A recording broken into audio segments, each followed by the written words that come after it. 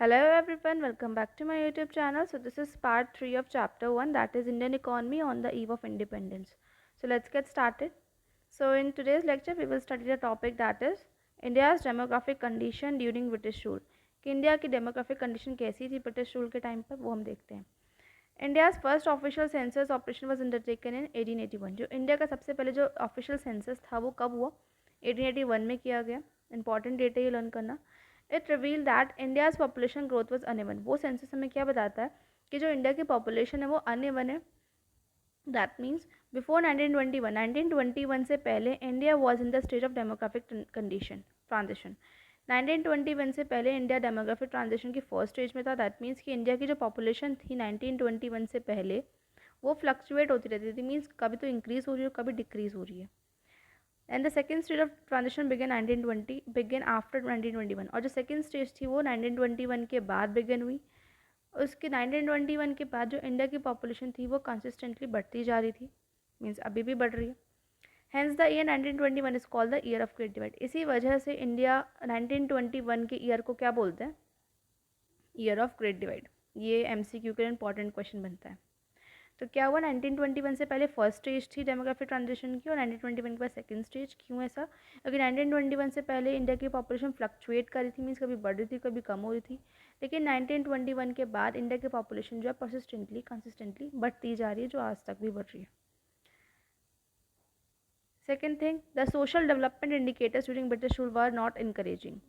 अब हम देखेंगे सारे सोशल डेवलपमेंट इंडिकेटर्स जो हैं, जो हमारे literacy rate, birth rate, death rate, वो इतने इनकरेजिंग नहीं थे ड्यूरिंग ब्रिटिश रूल. सबसे पहले हम देखते हैं the overall literacy level was less than 16%. जो ओवरऑल लिटरेसी लेवल था वो 16% से कम था. मीन्स पूरे 100% में से मीन्स टोटल 16% ही लोग जो थे वो लिटरेट थे, उससे भी कम. And out of this female literacy level was negligible, low about 7%. और उसमें से जो फीमेल का लिटरेसी रेट था वो 7% या 7% से कम और नेग्लिजिबल बहुत ही कम था फीमेल लिटरेसी रेट उस टाइम पर. Public health facilities was either unavailable to a large mass of the population or when available were highly inadequate. जो पब्लिक हेल्थ फैसिलिटीज़ होती थी वो या तो होती ही नहीं थी किसी के लिए, बहुत सारे लोगों के लिए वो अनअवेलेबल थी, और अगर अवेलेबल भी होती थी तो वो इनएडिक्वेट होती थी बहुत ज़्यादा, जिसकी वजह से कॉन्सिक्वेंटली वाटरबॉर्न एयरबॉर्न डिसीज़ व widespread and took a huge toll on life. तो जिसकी वजह से क्या हुआ, जब पब्लिक हेल्थ फैसिलिटीज़ ही नहीं है तो बहुत सारी जो वाटरबॉर्न डिसीज़, एयरबॉर्न डिसीज़ बहुत ज़्यादा उस टाइम पर फैल रखी थी. Next is the mortality rate was very high. Mortality rate means death rate. Mortality rate बहुत ज़्यादा था. Particularly infant mortality rate was quite high, about 218 पर थाउजेंड इन कंट्रास्ट टू 40 पर थाउजेंड, प्रेजेंट 40 पर थाउजेंड. जो इन्फेंट मोर्टेलिटी रेट मीन्स कि जो आपके 1 ईयर से कम चाइल्ड्स होते हैं उनका जो मोर्टेलिटी रेट था वो बहुत ज़्यादा हाई था उस टाइम पर. मीन्स इन्फेंट मोर्टेलिटी रेट हम बोलेंगे death rate of children below the age of 1 year. जो 1 साल से कम के बच्चे होते हैं उनका मोर्टेलिटी रेट उस टाइम पे पर 1000 लाइफ बर्ड्स, उस टाइम पे मोर्टेलिटी रेट उनका बहुत ज़्यादा, इन्फेंट मोर्टेलिटी रेट भी बहुत ज़्यादा था, अबाउट 218 पर थाउजेंड इन कंट्रास्ट टू 40 पर थाउजेंड. मीन्स 1000 में से 218 पर थाउजेंड, जो 1000 में से 218 बच्चे डेथ होते थे, मीन्स उनकी डेथ होती थी. और अगर हम आज की बात करें तो आज में कितना है, 40 पर थाउजेंड है. मीन्स 1000 में से ओनली 40,000 40 ही बच्चे डेथ होते हैं. Next is life expectancy. Life expectancy means average age, average life of a person. तो life expectancy were very low, about 44 years in contrast to present 68 years. उस टाइम पर जो लाइफ एक्सपेक्टेंसी थी वो सिर्फ 44 ईयर्स थी. 44 ईयर्स के बाद डेथ हो जाती थी. लेकिन आज के टाइम पर जो है, जो लाइफ एवरेज लाइफ है पर्सन की, वो कितनी 68 ईयर्स तक लोग लिव करते हैं. Next is extensive poverty prevail during colonial period which worsen the profile of India's population at that time.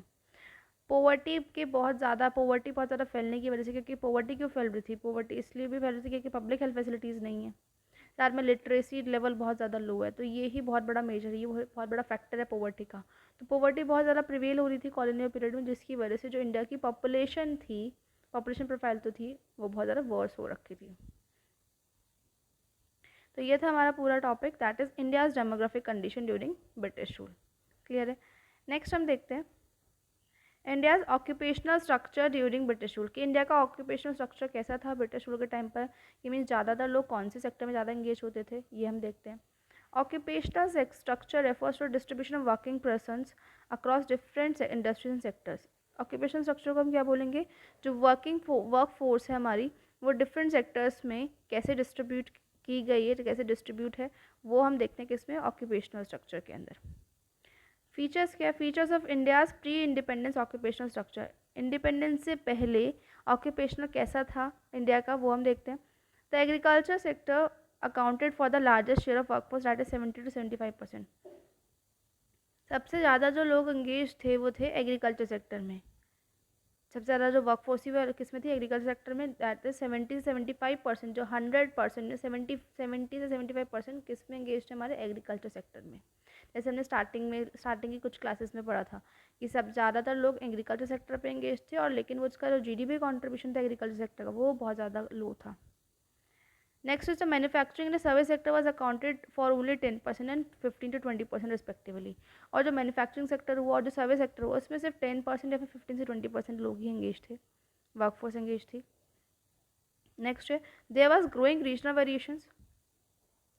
जो रीजनल वेरिएशन है, जैसे हमें पता है कि India is a diverse country, diverse country होने के बाद इंडिया के जो वेरिएशंस है, रीजनल वेरिएशंस बहुत ज़्यादा है, कि मतलब कहीं पर किस टाइप की प्रोडक्शन होगी, कहीं पर किसी टाइप की प्रोडक्शन होगी। The states of Tamil Nadu, Andhra Pradesh, Kerala, Karnataka, Bombay, west Bengal, witnessed a decline in the dependence of workforce on the agriculture sector. इसमें इन सारे स्टेट्स में जो एग्रीकल्चर सेक्टर मीन्स जो वर्कफोर्स इंगेज थे एग्रीकल्चर सेक्टर में, वो इन सारे स्टेट्स में कम थी, with a commensurate increase in the manufacturing and service sector. क्योंकि इन सारे स्टेट्स में रीजनल वेरिएशन है, इस सारे स्टेट्स में ज़्यादातर जो लोग इंगेज हो गए वो किस में हो गए, मैन्युफैक्चरिंग एंड सर्विस सेक्टर के अंदर। क्योंकि यहाँ पर रीजनल वेरिएशन थी, मीन्स यहाँ पर हो सकता है कि यहाँ पर एग्रीकल्चर इतना अच्छा नहीं होता होगा एज़ कम्पेयर टू हमारा यूपी वगैरह होगा, UP Bihar. However, during the same time, there has been an increase in the share of workforce in the agriculture in states such as Orissa, Rajasthan and Punjab.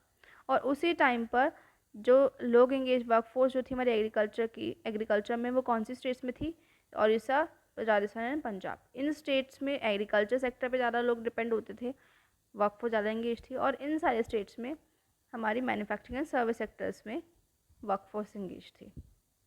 Clear है।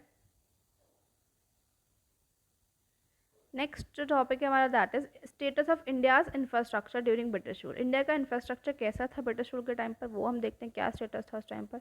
During British rule basic infrastructure facility such as railway, ports, water transport, post and telegraphs did develop, ये सब चीज़ें developed हुई उस time पर।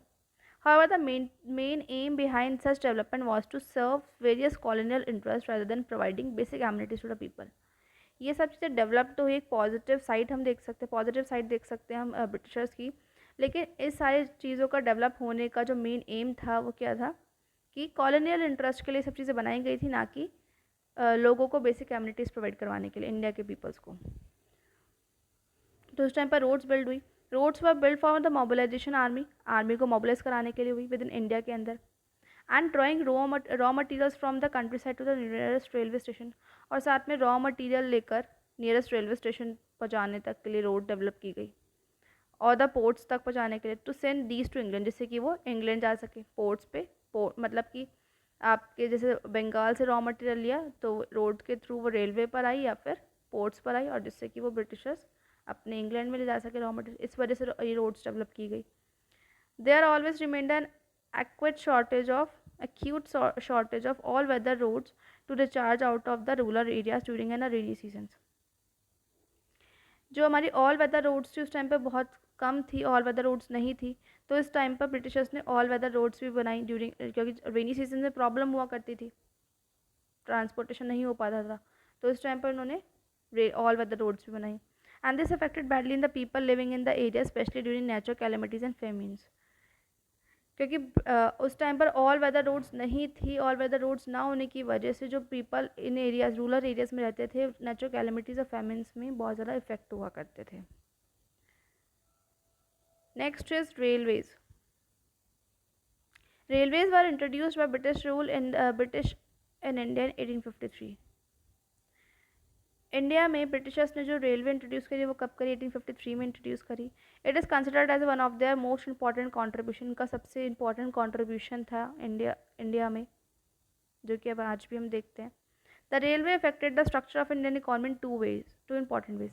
जो railway ने India की इकॉनमी को दो तरीके से इफेक्ट किया. First is it enable people to undertake long distance travel and thereby break geographical barriers. सबसे पहले तो जो लॉन्ग डिस्टेंस ट्रैवल था उसको अनेबल करवाया कि आप लंबे रूट तक हम जा सकते हैं, ट्रैवल कर सकते हैं. और साथ में जो जोग्राफिकल बैरियर्स थे, मींस हमें पता नहीं है कि हमारा पंजाब किस टाइप की में ट्रेडिशन फॉलो होता है, वेस्ट बंगाल में किस टाइप का ट्रेडिशन फॉलो होता है, क्योंकि इतना लंबा रूट ट्रैवल ही नहीं हो पाता था, क्योंकि कोई ट्रांसपोर्टेशन अच्छी फैसिलिटीज़ थी ही नहीं. लेकिन रेलवे के आने की वजह से जो जोग्राफिकल बैरियर्स थे वो सब ब्रेक हो गए. अब हम इंडिया, जैसे कि हमें पता है कि डाइवर्स कंट्री है, तो हम अलग अलग स्टेट्स में जाकर देख सकते हैं कि वहाँ पर क्या ट्रेडिशंस है, वहाँ का जोग्राफिकल एरिया हम देख सकते हैं. It fostered commercialization of Indian agriculture which adversely affected self-sufficiency of the village economies in the India. और साथ में एग्रीकल्चर रेलवे के इंट्रोड्यूस होने से इंडियन एग्रीकल्चर जो था वो कमर्शलाइज हो गया. कमर्शलाइज मीन्स अब सबसिस्टेंस फार्मिंग नहीं है, वो कमर्शलाइजेशन हो गया. मीन्स कैश क्रॉप वगैरह जो प्रोडक्शन होनी थी, जिसकी वजह से एडवर्सली अफेक्ट सेल्फ सफिशेंसी. जो सेल्फ सफिशेंसी थी उसको एडवर्सली अफेक्ट करा किसकी? Villages economies in India. Means जो विलेज की इकोनॉमीज़ थी उनको वो बहुत ज़्यादा इफेक्ट हुई कि रेलवे के आने की वजह से, क्योंकि अब जो इंडियन एग्रीकल्चर था वो कमर्शलाइज हो गया. सेल्फ सफिशेंसी जो थी वो एडवर्सली इफेक्ट हो रही थी रेलवे के इंट्रोड्यूस होने की वजह से. Next, also with the introduction of railway India's volume of export expanded undoubtedly, but its benefit really accounted to the Indian people, clearly cure to the Indian people. Means railway के introduce होने की वजह से जो India का volume of export था वो बहुत ज़्यादा बढ़ गया, लेकिन जो उसका बेनिफिट था वो इंडियन पीपल्स को नहीं हो रहा था. Thus the construction of railway led to the huge economic loss to Indian economy. Railway के इंट्रोड्यूस होने की वजह से इंडियन इकॉनमी को बहुत बड़ा लॉस हो रहा था, क्योंकि हम लोग, और जैसे कि अगर थोड़ा रेलवे जब तक नहीं आई थी तो रॉ मटेरियल थोड़ा ही कम जा रहा था, लेकिन रेलवे के इंट्रोड्यूस होने की वजह से रॉ मटेरियल डबल रेट से हम एक्सपोर्ट कर रहे थे, ब्रिटिशर्स एक्सपोर्ट करवा रहे थे. नेक्स्ट इज वाटरवे कंस्ट्रक्ट हुए इस टाइम पर. Beside railways people in railways and roads, the British government is also took measures for the development of Indian inland trade and sea lens.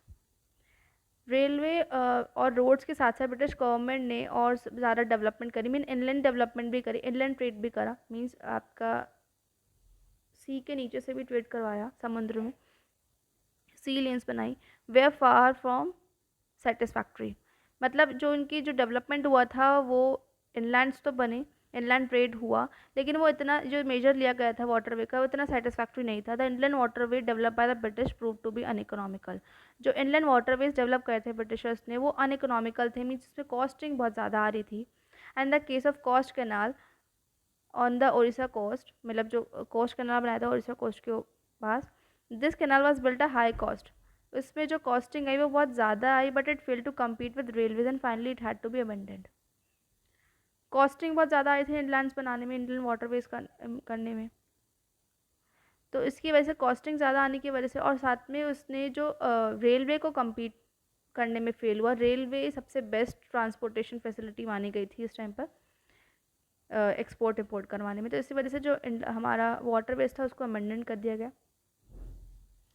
Next है post and telegraph. Post and telegraph develop किए गए Britishers के थ्रू. The British introduce an expensive system of electric telegraph in India. British ने introduce करा एक expensive system electric telegraphs का India के अंदर, which serve the purpose of maintaining law and order, जिसका मेन पर्पज़ क्या था? लॉ एंड ऑर्डर को मेंटेन कराना. The postal service people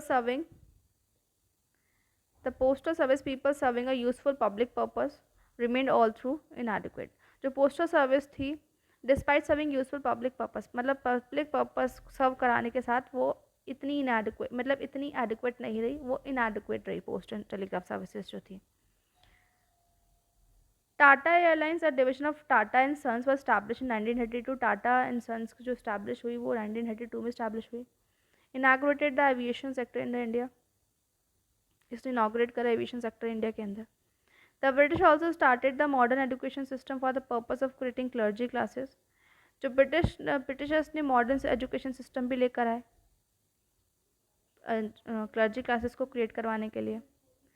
they also let the foundation of modern banking system, साथ में वो मॉडर्न बैंकिंग सिस्टम भी लेकर आए इंडिया में फॉर एडमिनिस्ट्रेटिव पर्पज़ के लिए, that is maintaining accounts for the British in India, कि जिससे कि वो ब्रिटिश इंडिया में अकाउंट्स मेंटेन कर सकें।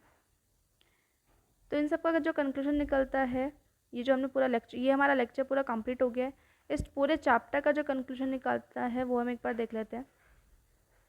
The following points highlight India's most crucial economies challenges of the time of India at the time of independence। ये जो सारे पॉइंट्स ये हमें बताते हैं कि इकोनॉमी, हमारे इंडियन इकोनॉमी के पास कितने सारे चैलेंजेस हमें देखने को मिले इंडिपेंडेंस के टाइम पर। जैसे कि हमने फर्स्ट चैलेंज देखा, agriculture sector was overcrowded. हमने देखा था इस पूरे लेक्चर में कि एग्रीकल्चर सेक्टर ओवर क्राउडेड है विद सरप्लस लेबर, वहाँ पर लेबर बहुत ज़्यादा है। It continue to experience stagnation and extremely low productivity despite the fact that largest section of the India's population dependent on its subsistence। जैसे वही चीज़ हमने देखी थी कि इंडिया का जो पॉपुलेशन वर्कफोर्स ज़्यादा था किस पे इंगेज है, एग्रीकल्चर सेक्टर के ऊपर इंगेज है, लेकिन उसके बावजूद भी इंडिया का जो एग्रीकल्चर सेक्टर है वो स्टेगनेंट है। पोवर्टी बहुत ज़्यादा है, एक्सट्रीमली लो प्रोडक्टिविटी है। जीडीपी में ग्रोथ वो एग्रीकल्चर सेक्टर कम कर रहा है, कॉन्ट्रीब्यूशन जो है। Next, the collapse of India's world-famous handicraft industries and industrialization policy by the Britishers did not result in the formation of any industrial trade in India। साथ में हमने ये देखा कि जो हैंडीक्राफ्ट इंडस्ट्रीज थी वो कोलैप्स कर दी गई, डी इंडस्ट्रियलाइजेशन पॉलिसी लेकर आए ब्रिटिशर्स, जिसकी वजह से जो इंडस्ट्री सेटअप होनी थी इंडिया के अंदर कुछ हुई ही नहीं। And the industrial sector was thus lacking in term of modernisation.